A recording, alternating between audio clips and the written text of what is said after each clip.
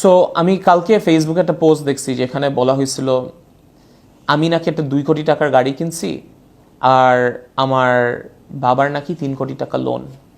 এখন আমি একটা জিনিস বলি, এখানে কিছু ভুল তথ্য আছে, মিস ইনফরমেশন আছে। প্রথম জিনিস, এই গাড়ির দাম 2 কোটি টাকার আশেপাশেও না, এটা একটু চেক করে দেখেন, এটা অনেকেই জানে। অ্যান্ড তারপরের জিনিস, আমার মা বাবার কি একটা কোম্পানি ছিল? হ্যাঁ। কোম্পানি কি লোন নিয়েছিল? হ্যাঁ।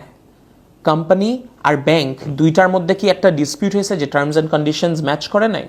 হ্যাঁ। তারপর কি? তারপর দুই পার্টি কোর্টে গেছে। বিকজ একটা জিনিস হচ্ছে, এই যে লোন যে নেওয়া হয়েছে, লোন তো ভাই চেহারা দেখে লোন দিয়ে দেয় না। লোন দেয় একটা বন্ধক, নাহলে একটা মর্টগেজ রেখে নিতে হয়, যেখানে আমরা আমাদের একটা জমি দিছি। এখন জিনিসটা যেটা হয়েছে, এই যে জমিটা, এই জমিটার দাম ধরে নেন আপনি 10 টাকা, আর আমরা লোন যেটা নিছি 1 টাকা। সো এখন ওই পার্টিটা চায় যে 1 টাকা দিয়ে 10 টাকা রিটার্ন নিয়ে নেওয়ার। বাট একটা জিনিস, এইটার জন্য ফেয়ার না। তারপর একটা গুড সিটিজেন কি করবে? কোর্টের কাছে যাবে। কোর্টের কাছে যাওয়ার পর হোয়াটস গোনা হ্যাপেন? ব্যাংকেরও কথা শুনবে, আমাদেরও কথা শুনবে। যার লজিকটা যেটা ঠিক মনে করবে, আমাদের ব্রাইটেস্ট জাজেসরা ওইটাই।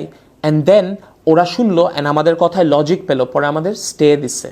তার মানে হ্যাঁ, আমরা এখনো রায় দিচ্ছি না, আমরা কত অ্যামাউন্ট আপনি ব্যাক দিবেন জানাবো।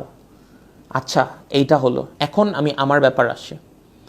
আমি ইফতেখার রাফসান, আমি নর্মালি ভিডিওস বানাই। আমি কি লোন নিছি?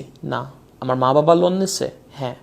বাট আমার একটা, এইখানে আমি ফেসবুকে দেখতেছি একটা মোরাল অব্লিগেশন আমারে শিখাচ্ছে যে আমার লোনের টাকাটা গাড়ি না কিনে দেওয়া উচিত। ভাই, এইটা আপনার চিন্তা করতে হবে না। আমি নিজেরে যথেষ্ট ভালো একটা সন্তান মনে করি। খালি আমি না, আমার বড় ভাইও। আমরা আমাদের ফ্যামিলিকে কোভিডের সময়, যখন আমাদের বিজনেস ডাউন খাইছে, তখন থেকে সাপোর্ট করি। অ্যান্ড দ্য থিং ইজ, আমাদের তো অ্যামাউন্ট জানাবে, তারপর না আমরা পে ব্যাক করবো। অ্যান্ড এইটা যতদিন আমরা না জানি, কেমনে পে ব্যাক করবো? অ্যামাউন্টটা কি আপনি আমাকে বলতে পারবেন? ভাই, আপনি আমাকে এসে বলবেন যে অ্যামাউন্ট এইটা? আপনি কোর্ট না। অ্যান্ড যতক্ষণ এই অ্যামাউন্টটা না জানি, এখন যদি আমি একটা আইসক্রিম খেতে যাই, বলবে ভাই আপনি আইসক্রিম খেন না, আইসক্রিমের টাকা দিয়ে আপনি লোনের এটা দিতে পারতেন। একটা ঘড়ি কিনতেছি, ঘড়ি কিনেন না, ঘড়ির টাকা দিয়ে তো আপনি লোনের টাকা শোধ করতে পারতেন। ভাই, জিনিসটা হচ্ছে, আপনার একটা জিনিস বুঝতে হবে, আমার আর আমার ভাইয়ের সামর্থ্যটা আছে একটা গাড়ি দেওয়া, সাথে একটা লোনের এইটা পে ব্যাক করা। সো আপনি এসে এইটা কখনোই বলতে পারেন না। আপনি যদি এত বুঝেন, আপনি আমাকে অ্যামাউন্টটা বললেন, তাহলে কত দিতে হবে? আপনি তো কোর্ট না ভাই। অ্যান্ড তারপরের জিনিস, আমি যদি আমার বাবার কথা বলি, আমার বাবা একটা সেনাবাহিনীর অফিসার, সে তার লাইফ সার্ভ করছে এই দেশের জন্য। অ্যান্ড আরেকটা জিনিস, আমরা কি দেশের বাইরে পালাই গেছি? আমরা কি 1000 কোটি টাকা নিয়েছি? না ভাই, উই আর হিয়ার। আমরা দেশে আসি যখন আমরা জানবো যে কোর্ট রায় দিবে যে এইটা অ্যামাউন্ট আমরা দিয়ে দিব।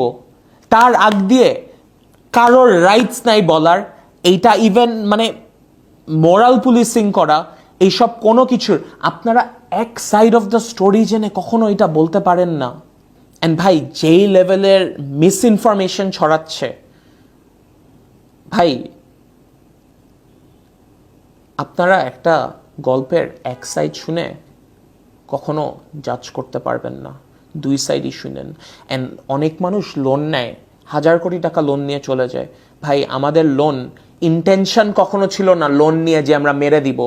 আমাদের ব্যবসার পরিস্থিতি ভালো হয় নাই ওই সময় ভাই। তারপর সব মিলাই যখন কোভিড হয়েছে, পুরো পৃথিবীর সবাই সাফার করছে। ওই টাইমে আমরা গাড়িটা বিক্রি করে দিছি, আমাদের আগের যে গাড়িটা ছিল। তখন আই গেস আমার ইচ্ছাটা ছিল তখন থেকে যে আমি আমার মা বাবাকে একটা গাড়ি কিনে দিব। এটা আমি জানি প্রত্যেকটা সন্তানেরই একটা ইচ্ছা। অ্যান্ড ভাই, যেই লেভেলের মিস ইনফরমেশন ছড়াচ্ছেন, আমি আমার আইনজীবীর সাথে কথা বলছি, আমি আইনি ব্যবস্থা নিব। কারণ এইখানে সাব জুডিশিয়ারি ম্যাটার্স নিয়ে কথা হচ্ছে। অ্যান্ড ফাইনাল জিনিসটা ভাই, এই দেশে আপনি যদি আপনার মা বাবার জন্য কিছু করতে চান, ভাই পোজ দিয়েন না। Thank you.